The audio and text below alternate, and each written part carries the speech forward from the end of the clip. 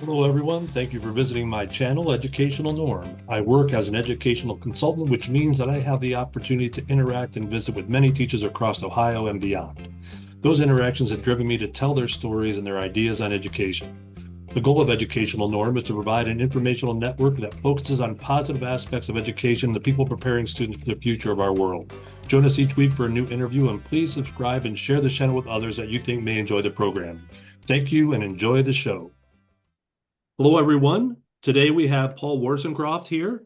Paul is currently the supervisor of health benefits and human services at Bedford City Schools here in Ohio. And I say that because I do have friends in Michigan that also teach at Bedford City Schools. And Paul is also self-employed at Growing Wealthy Teachers, which he started back in April. Paul, welcome to the show. Thank you very much. I appreciate you having me on. I have to say, you were the first interview that I've done that I didn't have a good background of. And I was just interested in hearing your background and hearing what you're able to offer to teachers. But then in our little discussion, I learned so much already. So I can't wait for the teachers and the administrators to hear your take on what's going on. So before we get started into your expertise of health and human services, basically, and also financial management for teachers, share with us your journey in education and how you got to where you're at now. Sure, sure. So I went into school thinking that I was going to go into medicine. And, in my first couple classes, I said, you know what, that's not really something I want to do. But I was super interested in science. So, my now wife, we started dating and she's like, you know what, you might want to take an education class. And I said, okay, I'll do that. I knew my grandfather was a teacher and a principal, and my aunt was a math teacher in Pennsylvania. My other aunt was a PE teacher. So I said, sure, why not? And from that very first class, it was pretty easy, but at Baldwin Wallace, which is in Berea, Ohio, they got us right into the classrooms right away.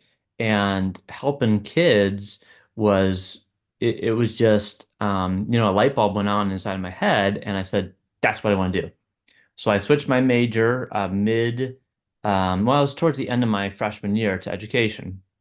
So I graduated with a science degree as well as a 7 through 12 teaching license, um, and got a job in Twinsburg High School teaching high school um, biology and chemistry. So I taught that for 8 years. And while I was doing that, I was taking my master's classes in administration. And Twinsburg at the time was growing exponentially. When I first was hired in 2000, I think the high school had about 900 kids. And by the time in my seventh year of teaching, around 2007, there was about 13 to 1400 in the high school. So they were looking at expanding their administrative staff. So at that time, I took the dean of students position, and I was, in charge of student behavior in 10th and 11th grade. And at that point in time, my wife and I had our first child, and we wanted to move a little bit south of where we were. So we were looking for a house, and I was also kind of looking for a job closer to where we were going to move. So I took a job as an assistant principal at Medina High School in Medina County. And I did that for 7 years. And then after that, I was asked to be a middle school principal. And at first, I was like, ooh, middle schools, that's not really my cup of tea. But with my superintendent's urging, he said, I think you'd do really well there. That was 2015. So I took that position graciously, on his backing and support, and I really grew to love middle school, and I don't think you hear that from anyone other than a middle school educator. Right. So I was principal there from 2015 through 2022, and really, I loved watching the kids grow, and the teachers were fantastic. I would put up a middle school teacher against any other teacher. any day because their passion and their drive and their energy levels and sometimes their goofiness just fits with middle school kids. So then in 2022, um, I I got a phone call from an administrator that worked in another district and said, "Hey, have you ever thought about coming to and being in central office?" And my initial response was no. Yeah, I don't want to do that. I want to work with kids. I want to work with teachers and that kind of stuff. And the comment was, well, you might want to think about it. There's a position open, and you might want to think about it. So I thought about it, and this was in curriculum. It was the secondary curriculum coordinator for Bedford City Schools. And so I thought about it. I said, you know what? Let's see what happens. I 100% believe in, fate and um, you know, not to get religious, but God will put you in places where He wants you to be, and I believe that 100%. And I interviewed, and they really liked me, and I liked what I heard, and offered me the position. And I said, you know what, let's do this. It was really tough for me to leave Medina and the middle school because I was in that district for 14 years. That's a long time. Mhm. But I said, you know what? If this is where I'm being led, this is where I need to go.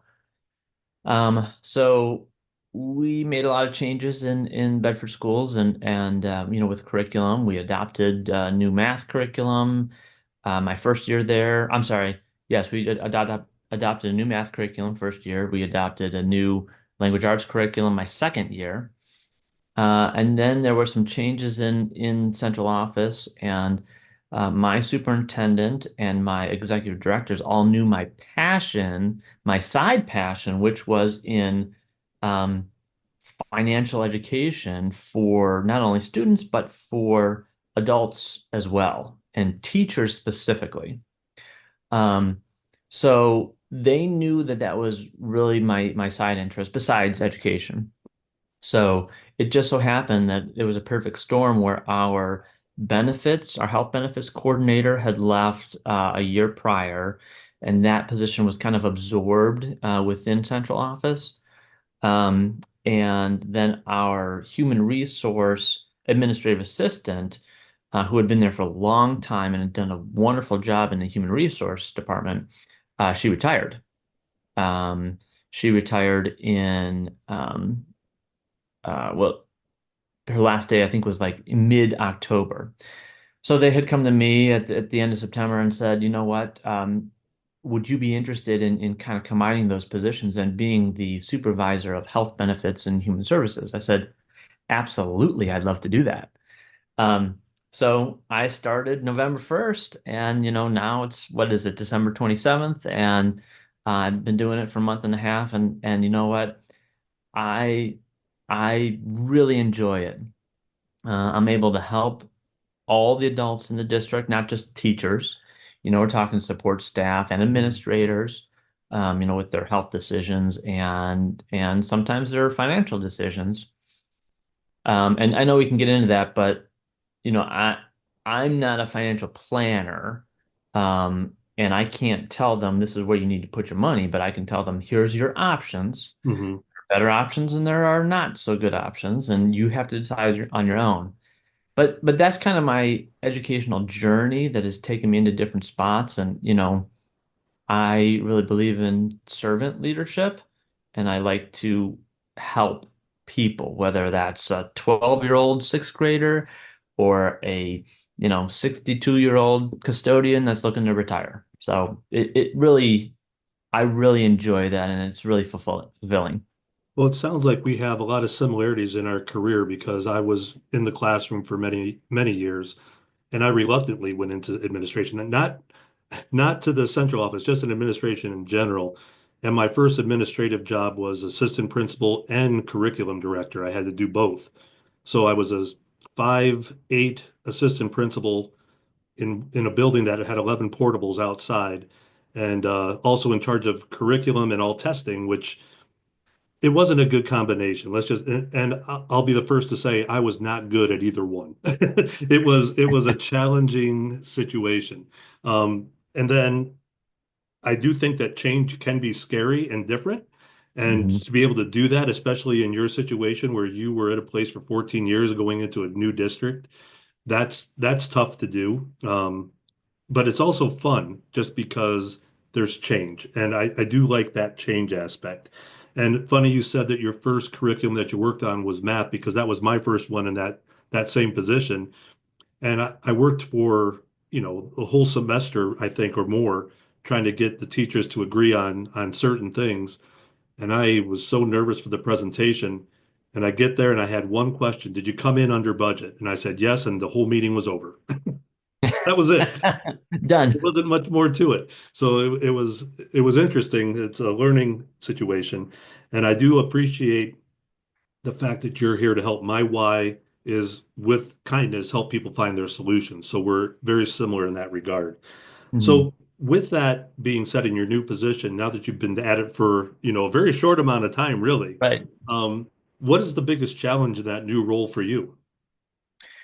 So I think my biggest challenge is, the decisions I have to make for the staff and the answers that or the questions I'm asked and the answers that I give have such a large impact for those staff members that I challenge myself to say, I don't want to just give them an answer to give them an answer to move on to the next task or move on to the next question. So, um, when I get questions on FMLA, that's a very important answer to give that staff member so that it's right. Whether it's their number of sick days or how to take FMLA or whether they're covered or not. So that's my biggest challenge is learning all the facets and learning them quickly enough to make sure that that staff member is taken care of. Hmm. Um, and that goes with FMLA, which I oversee. It goes with sick days. I work with payroll to make sure that paychecks are correct, and so that's um, so important. Health benefits, we just finished open enrollment, so that was brand new to me as well. So just I feel like, all teachers everywhere knows what their first year teaching was like, right? Crazy hours, they're looking at stuff, they're preparing, they're grading, all that kind of stuff. That's what I feel like I'm at right now. Because when I was let's say an assistant principal moving into the principal position, um, I kind of knew pretty much how to run a building, right? Because I've been doing it for 7 or 8 years. Yeah, I put my little twist on it. And then when I moved from being a principal to a curriculum coordinator, again, I'd worked with curriculum in the middle school and the high school, so I kind of understood that. But, moving from an academic area to a human resource management position, that's totally different. So just learning all the aspects and getting it right is what I really care about. That is a hard jump, not only in the knowledge that you have to have, but also in who you deal with on a daily basis, because it does expand. And there are so many different views when you start looking at faculty and staff and all the other people that you're working with. Your understanding of people has to be pretty broad ranging in that regard and understanding their needs and what they're looking for on their salary and that kind of thing. So I do think that would be a huge jump for anybody that's been in education their entire life now working with that aspect of a Hmm. school. Yes. And there's no training other than on the job, really. Right, right. The how I get my answers right now are I'll either ask, the other professionals in the office, whether it's superintendent or my executive director of human resources, or some of my friends that are also in my position in other districts. But the challenge there is they all are doing their own jobs. So you can't really bend the ear of your superintendent 3 times a day. You Right. can't do that when you have questions. So what I'll go to is I'll go to the specific system that I'm using. So we use EFMLA, and I'll go in there and try to, you know, find the answer there. Or when we're talking about onboarding a new employee, I'll dig into Frontline, which is the Mhm. program we use there, and try to ask questions in their help desk. But that's like finding a needle in a haystack. Right. Well, and I felt the same way when I had to deal with title monies for the first time and all the different deadlines and communications you have to have with the private schools and things of that are built into that system that and when you start learning the system, you call down in Columbus, and depending on who you get, you might get a different answer. Even though it's Right. a small office, it's just a different interpretation. So it's always hard in that new role to try to figure it out. And I was lucky at Twinsburg. I had people that had done it before me that were just above me that I could bend the ear once in a while. But again, they hired you to do the job, so you want to take it off their plate and not make them be part of that. So that I think that's a great observation about just trying to be within the structure of your job and do it well, Hmm. which is so hard when you don't know. Right. Sometimes you Right. don't know what you don't know. So Yeah. we started talking when we first got on about the teacher shortage that's going on not only in Ohio but across the country. And in my position, I work with a lot of private schools and public schools and charter schools, and it's across the board. People are not applying for jobs. People are leaving the profession, and it's frustrating, especially when I start talking to private schools. Their turnover rates are very, very high right now, and trying to find qualified candidates is difficult. So, what are you seeing in that role? And I'm sure you saw it when you were, head of your middle school. What are Hmm. you seeing now that concerns you, or what are you seeing now that wasn't an issue maybe 10, 15 years ago?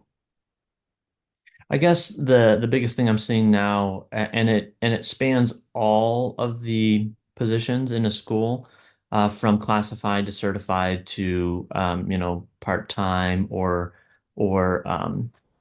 specific things like bus drivers and substitutes. But you're right. I mean, there's not as many young people going into education. And when I was a principal, even in, COVID and post-COVID, we were still getting quite a lot of applicants for our positions, especially our teaching positions. Um, you go back 20, 30 years and you post a social studies position, whether it's in middle school or high school, and you get 300 applicants, easy. Um, and now when we post positions, we're lucky if we get 10. Um, and that's just teaching positions. Um, if we go back again 10 years ago and we post a science position, maybe we would get 5 or 10 positions. Now we're lucky to get one or two. So that pool of candidates is really small. And then what I'm noticing in my new role in human resources is that um, when we go to like job fairs, um, the pool of candidates again is very, very small. When we talk to colleges and universities that are graduating educators, they're saying, in the pipeline we've got 3 special education people graduating this year, or 10, and I'm sitting in a room with 25 other school districts that all need, let's say, special educators, and we are literally fighting to talk to them. Hmm. I mean, 12 of us, and in my last meeting, 12 of us had uh, a special education opening, and there were like 2 candidates for high school.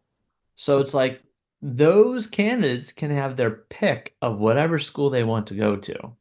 So so that's just one challenge, and that's just in the teaching field.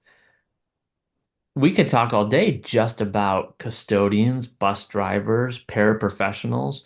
That is a revolving door because we get paraprofessionals or we get these classified positions, and we're a school district. What can we pay them?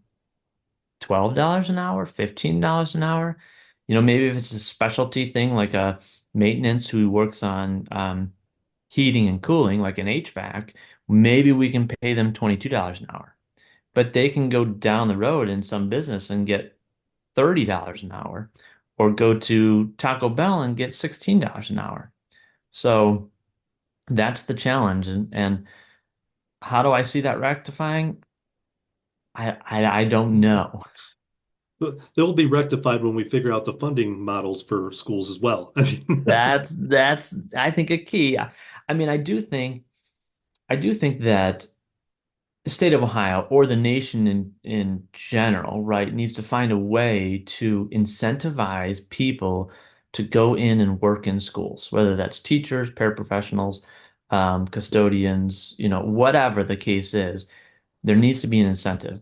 And right now, schools don't have the funding to incentivize people to go into education.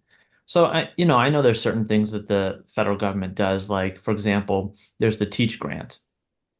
Um, but that is pretty narrow, and I know that because my son is going into education and he's a freshman in college, and we were offered the Teach Grant, but the Teach Grant says, we'll offer you up to, I think it's $4,000 a year. You don't have to pay it back, but you have to be hired in a school that is either low income or very, very poor math and language arts scores. So there's schools like that, but there's other schools that don't have, low scores. So if that young person is hired by a school that doesn't have that, well, then that turns into a loan and they right. have to pay it back. So, that's not grant money. It's not incentivizing people to go into teaching. No. So, Well, and the programs that I've seen out there with other schools, especially trying to hire bus drivers, everybody has a bus driver shortage, and it's a part-time position that's stressful, and there's a lot of training that's involved, and it's really hard. So how do you get those people to come out, and who are those people that we should be targeting that we may not even realize we should be targeting? So there's so many issues with positions in schools. Again, I don't know what the answer is at this point, but I do think that being creative and trying to come up with different ways in your own district is probably the only thing that's going to happen short term. mhm.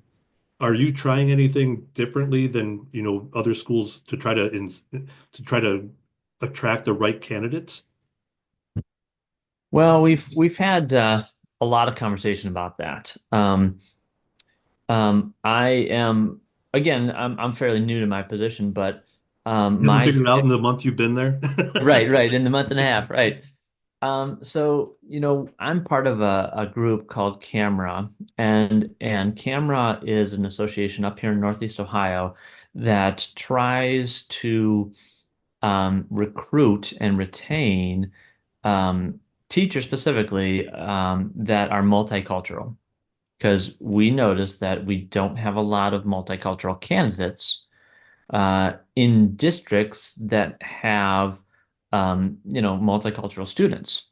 So, a lot of research has been done in that if you have an adult in front of you that looks like you're probably going to do better. You have a role model, all that kind of stuff. So, that's just one example of how we are trying to find ways and put a lot of heads together. And there's about 30 different districts, all human resource people coming to, and superintendents coming together to try and find ways to recruit those types of candidates. And we're struggling. We're struggling because we'll go to schools and reach out to schools and they say, we don't have anyone for you. So, we're talking about how do we incentivize at a younger age? Because we can't just go to college students because there aren't any.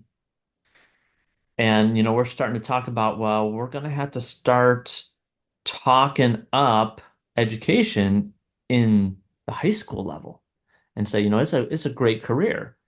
Um, but then, we combat conversations, I just talk to my friends who are not in education and they ask, well, how do you convince a young person to say, go into education because in your first year of teaching, you're going to make $42,000. I had this conversation with my son who wants to be a math teacher. Look, you can make $42,000 your first year with a math degree, or you can go somewhere else and make 65 or 80,000 your first year out. That's a Mhm. tough sell. It really is. And after our call, I'll talk with you about something that I was working on with a district and a local university that is an idea that I stole from somebody, but it's worth a discussion, but not here because I don't want to put things out there that may never happen. I'd rather keep that Sure, a sure. little quiet. Um, so with that being said, with all these shortages that are going on, what kind of response are you getting for positions? Again, I know you're new to the position, but what kind of response are you getting for or concerns with the needs of Bedford? What's coming up that you know is going to be a hiring position that may have issues because of the number of candidates that are available? I know absolutely. Just like every district, bus drivers are number one. Number two are our paraprofessionals. The students or the adults that help our most challenging students and our most needy students, and who have individualized education plans, IEPs, for all the educators, watching and listening. Um, so that's the biggest thing, and we can't find people who are looking for that position. So we tend to have to go to certain agencies that specialize in that, and then we pay them um, to find people for us. And that has been successful for us. It's more expensive because we have to pay the agency. Hmm. It's almost like a temp agency. But the challenge with that is that sometimes, with the temp agency, that is a revolving door. If that employee for the agency doesn't really feel like it's a good fit, they just stop. Hmm. They don't come, and then we have to find someone new. So it's a very transient position for us. But once we find someone, it's like, oh my gosh, we need to keep them. Right. Um, Go ahead. yeah, so those are probably the highest two positions that we're looking for, our paraprofessionals and our bus drivers. We've been able to find teaching candidates. It's just, we get a lot less candidates. Hmm. So I think that in my past experience, the most effective and ones that stay the longest for those types of positions that you're describing, bus driver, paraprofessional, are the local community.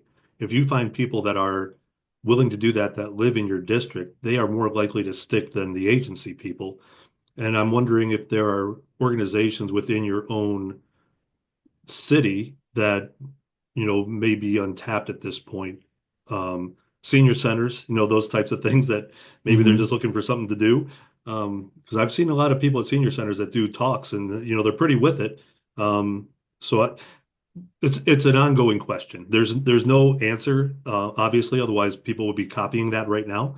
Hmm. So it is a problem that if you have a community that's willing to have people come in, then that might be, your solution. But every city is different. And people that don't know Bedford, what is your demographic there for your student population? We are, I want to say about 88% African American. So that's most of our demographic. So that's our challenge is finding, adults that, represent the children. But I think our district has done historically a good job of that. And I'm very proud of that. I wouldn't say that I originally was a part of that, but I just came into a district that was already like that. So I'm very proud of our district for that. And we do have a lot, like you said, we do have a lot of community members in those positions. People who grew up in Bedford and have stayed in Bedford. And, our high school principal grew up in Bedford. and is now the high school principal, and she's doing a fantastic job.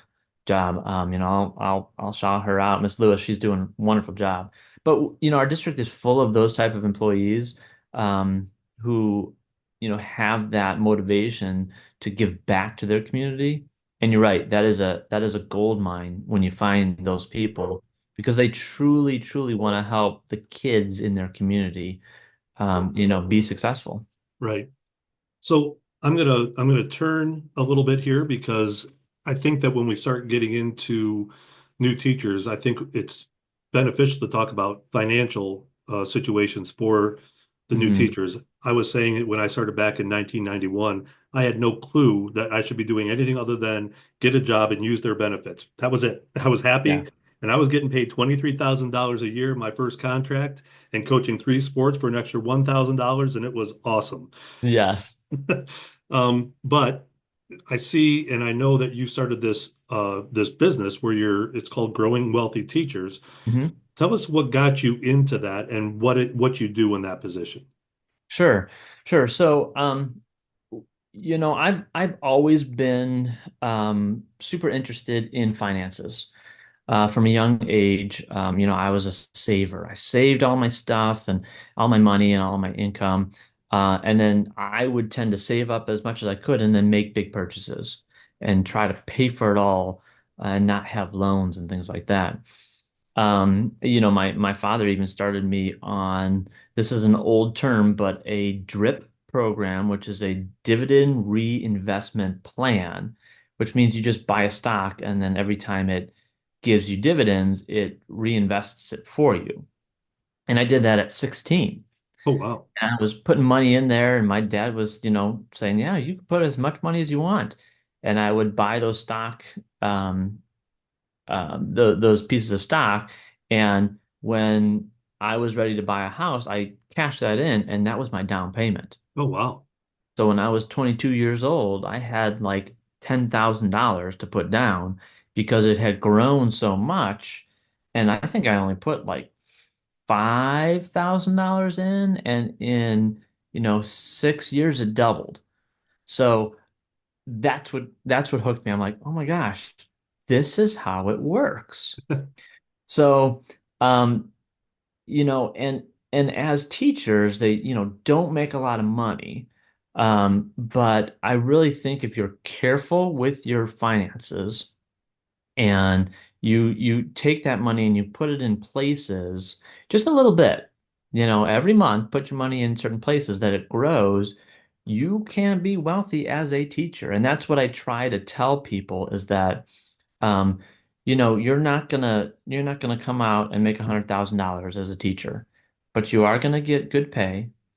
You are gonna get great benefits.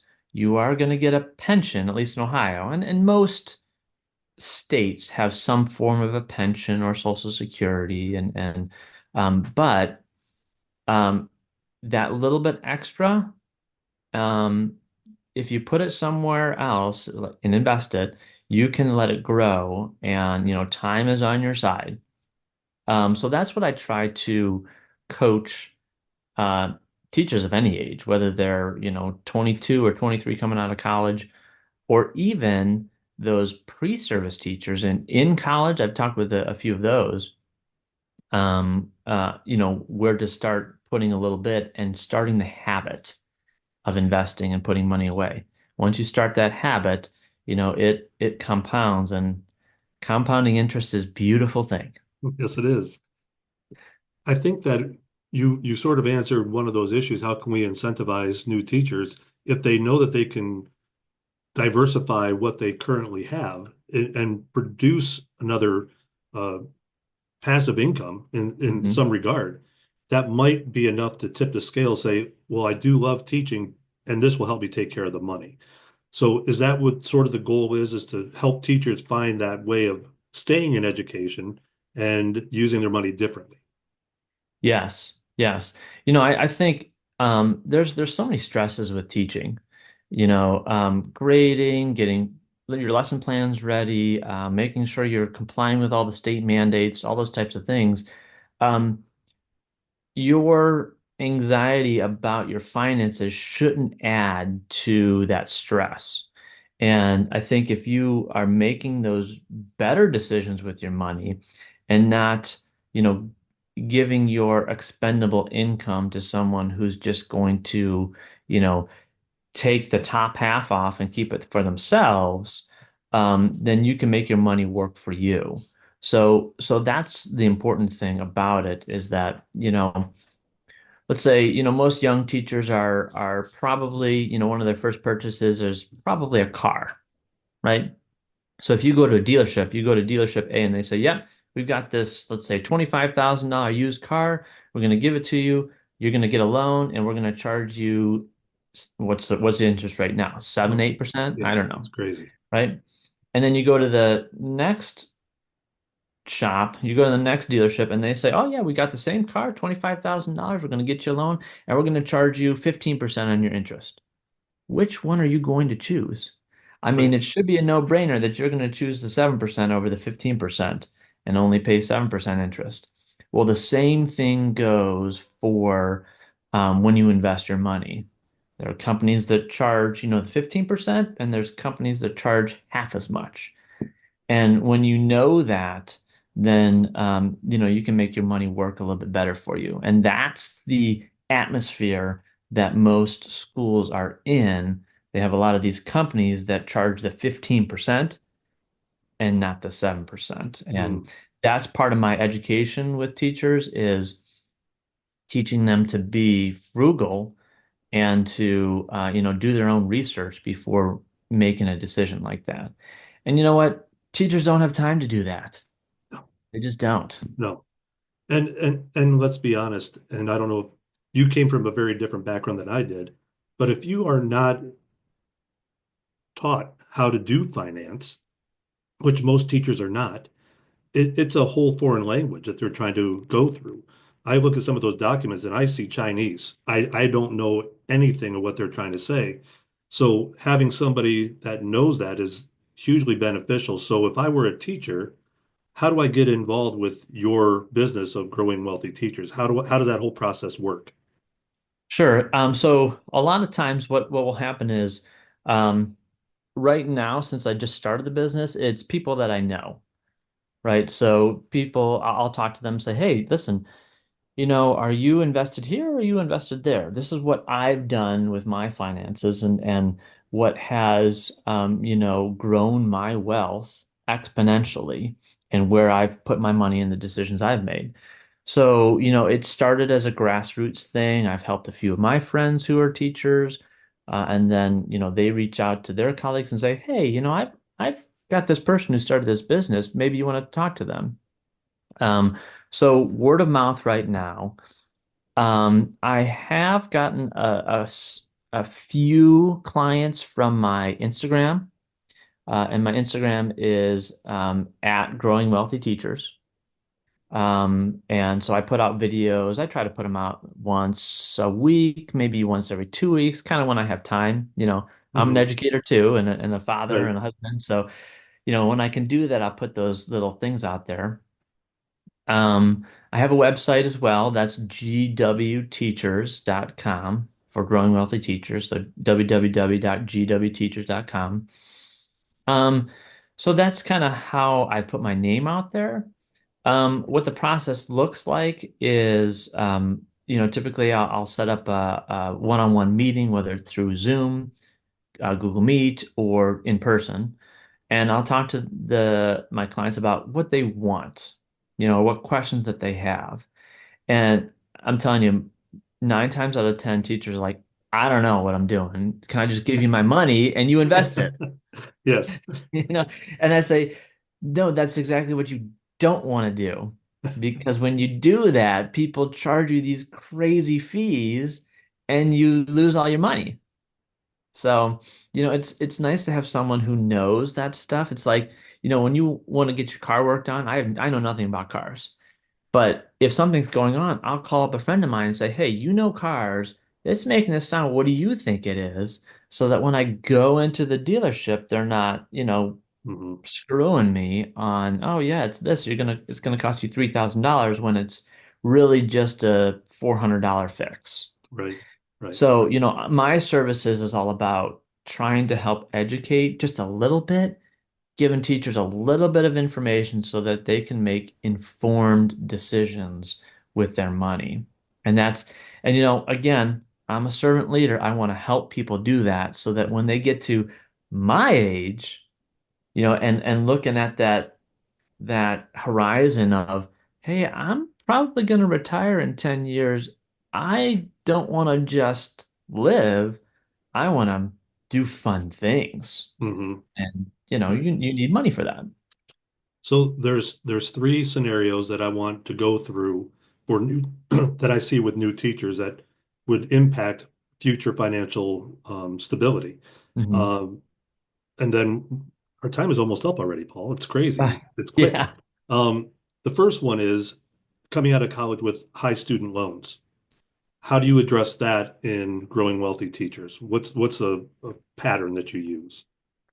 So with new students with high student loans, what I kind of coach them through is taking a look at their loans and seeing, what interest rate are you paying on your loans? When I was back in school, my interest rate and my wife's interest rate was like, 6 or 7%. So that's not a terrible interest rate for a college loan. I don't know what they are right now. Luckily my son didn't have to take a loan this year for his first year of college. Um, so I don't know. Are they 10%? I don't know. I don't know But either. yeah, so what I would tell someone is to look at that loan and say, do we need to pay that off before we put your money in the market to start growing? Because you might get 8% return or 9% return, but if you're paying 10% on a loan, it's simple math. You need to pay that loan off first. So those are the conversations I would have with someone coming right out of college. I would also say, what type of loans do you have?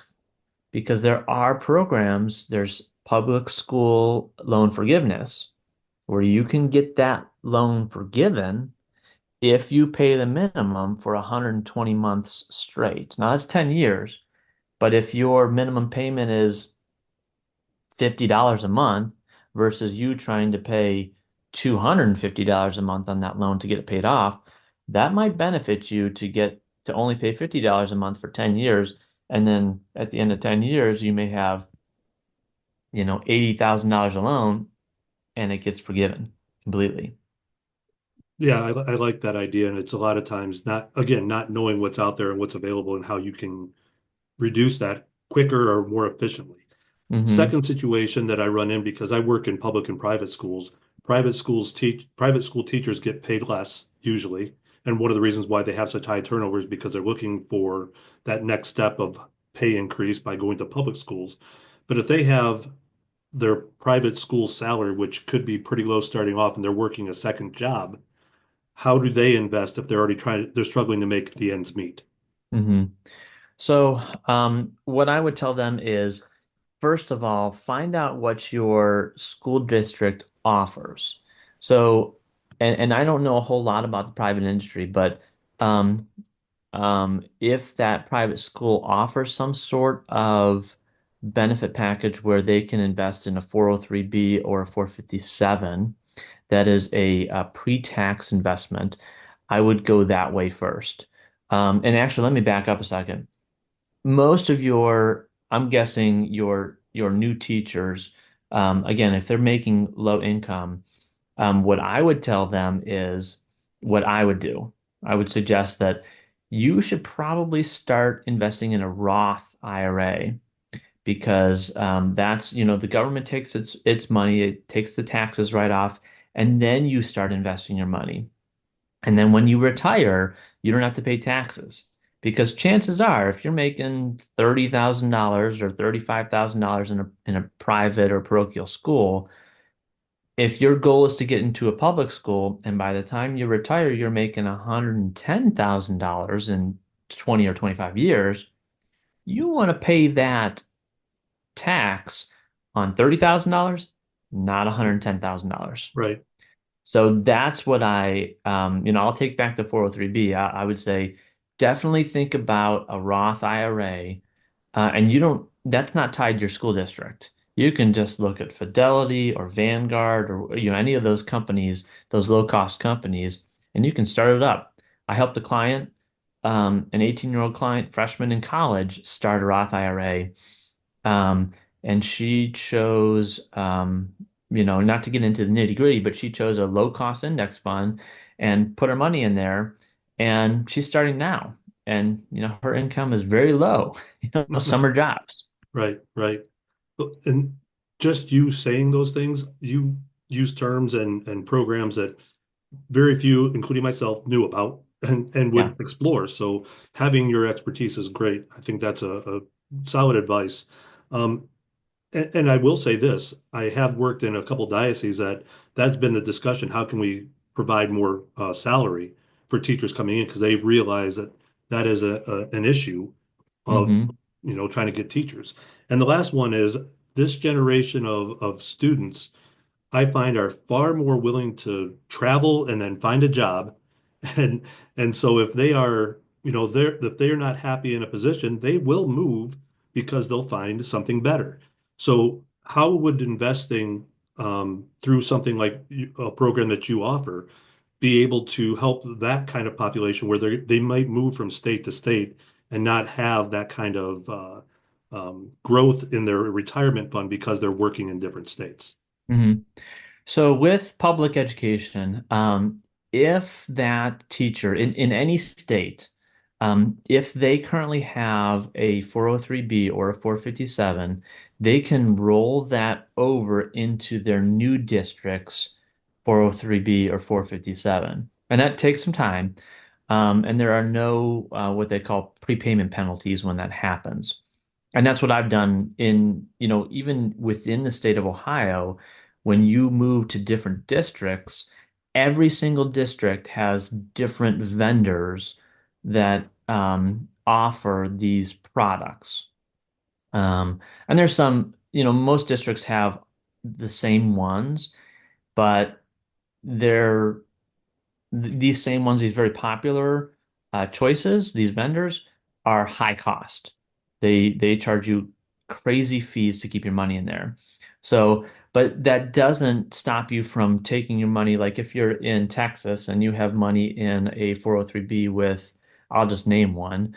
I don't suggest this one, but I'll name one, an Equitable, which is a super popular company. It's not a very good one, but they're everywhere. So if they're investing their money in a 403B in Equitable in Texas, they move to Ohio and they say, I just want to roll it over into my Ohio one, they can do that.